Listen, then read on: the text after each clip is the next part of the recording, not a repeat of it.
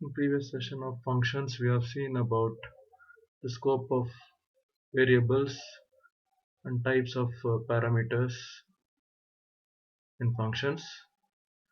We'll see some more things in functions. So to make it clear with the parameter and arguments, we'll see one example also here. So parameters are the values provided in the parenthesis when we write function header, right? So these are values required by function to work. If there are more than one parameter, it must be separated by comma. An argument is a value that is passed to the function when it is called. So when you are calling the function, we pass some values that we call it as a arguments. In other words, arguments are the values provided in function call. So in function header, we use the variables or values to accept the values that we call it as a parameters, and while sending the values in function call, it is called as argument. And we call these parameters also formal parameter and actual parameters. What is parameter? Parameter in function call is called actual parameter, and parameters in function header or function definition, that is called as formal parameters. We'll see with the example here. So in this example, you can see that area function is here, and you have a variable r is written, and then it contains the body of the function, and outside the function we are asking the radius as input, and area function you are calling by passing n. So n is called here actual parameter, and this n will be passed to this function area, where r is called as formal parameter or formal argument. It's clear?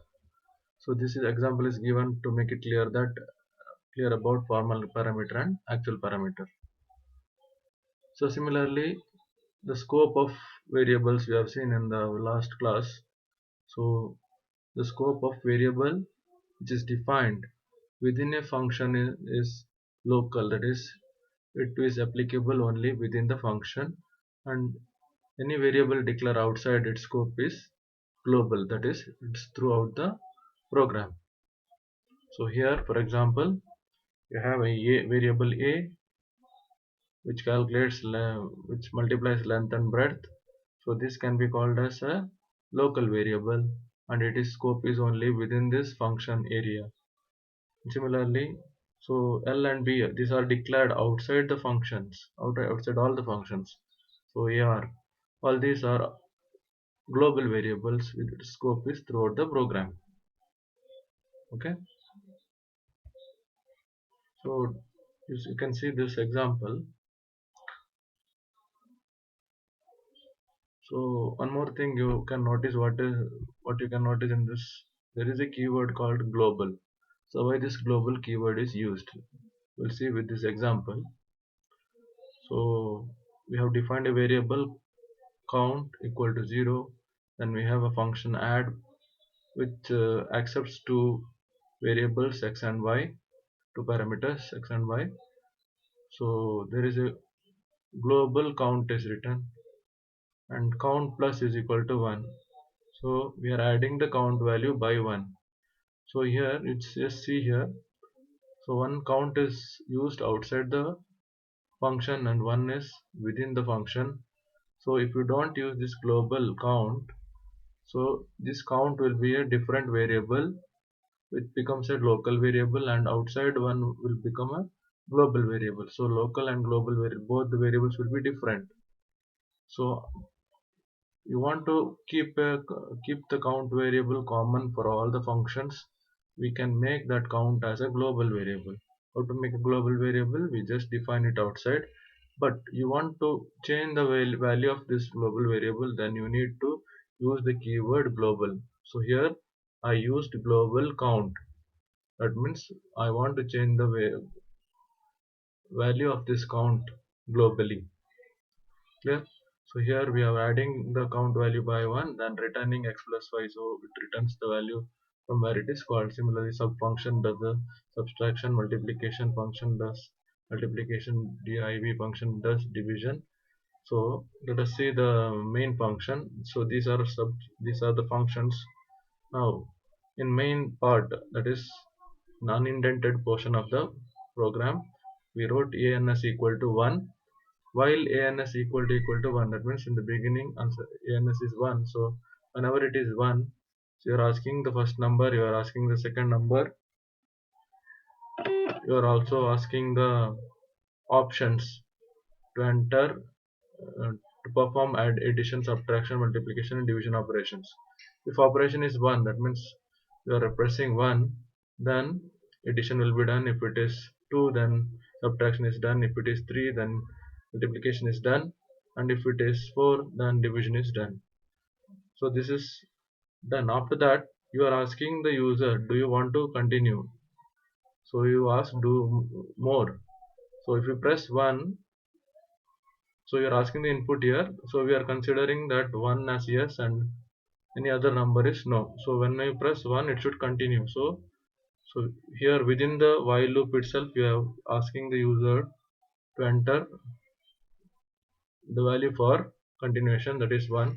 You press 1, the loop is repeated again. So again you will perform some operation based on the based on the input you are given, operation variable for operation, value for operation what is given.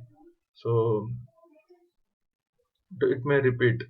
So depends upon the input whether you press 1 or any other number. So it will be performed again and again. So why this count is used? We want to check how many times any operation is performed on this. So that's why globally we are declaring a variable count, and we use a global keyword to keep changing the value of the count. So what happens? So every time a function is called, it will keep adding a count. So then finally we are displaying the count value here. So how many times this operation is performed, that will be calculated here in this case. What happens if you don't use this global keyword here? So the count variable used within this sub function, within any function, is separate from the count which is defined outside. So you want to make a changes in the global variable, always use the keyword global. Remember. Clear? Next, name resolution. When you are using all these local or global type of variables, so how the scope will be applicable? So that is depending upon the LEGB rule. Let us see what is LEGB rule. For every name used within program, Python follows name resolution rules known as LEGB rule. For example, first it checks the local, that is whether the name is in local environment. If yes, Python uses its value, otherwise moves to the second. So first it checks whether it's in the local variable. Then enclosing environment, that means flower brackets, block of variables. If not in local, Python checks whether the name is in enclosing environment.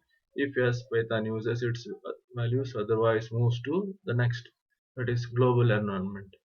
If not in above scope, Python checks it in global environment. If yes, Python uses, otherwise it moves to again fourth one, that is called built-in environment. If not in the above scope, Python checks it in built-in. If yes, Python uses its value, otherwise it reports an error like name not defined. Are you clear? So what is actually all this is, you can define a variable name anywhere in the part. It may be outside the functions, it may be within the function, or within function again within a block. So depending upon this LEGB rule, it just checks the names one by one. We'll be more clear about this when you do the codes here. We'll see the outputs based on the questions given here. So the first example here, the function check is defined. within the body of the function value equal to 100, print value is written. So outside the function value equal to 600, print value, check function is called, then print is displayed. So in this program, first definition of function is written, so it will not execute anything, it comes to the value. So value equal to 600, so globally a value is defined, that is its value will be 600. Print value, so what happens, it prints 600, then check function is called. So there again there is a value, so what is this value, this is a different from this. So it is a value defined within the function, its scope is only local, there is no global keyword is used here. So value will be 100. Again you are displaying that 100. So once again you come back, after this control comes back to the main function again, and again you are displaying print value. So now let us see whether it displays 600 or whether it displays 100. So what happens is, I told you that scope is only the function variable defined within a function, its scope is only within the function only. Let us see what will be the output here.